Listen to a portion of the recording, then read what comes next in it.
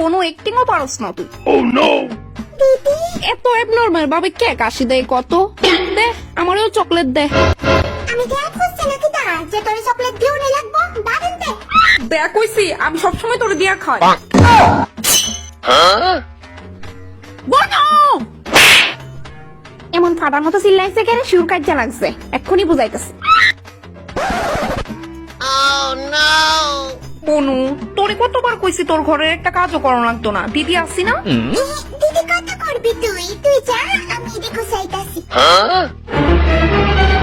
দুই বোনের এই নিঃস্বার্থ ভালোবাসা দেখিয়া আমার দুটি চক্ষু দিয়া অশ্রু প্রবাহিত হইতেছে।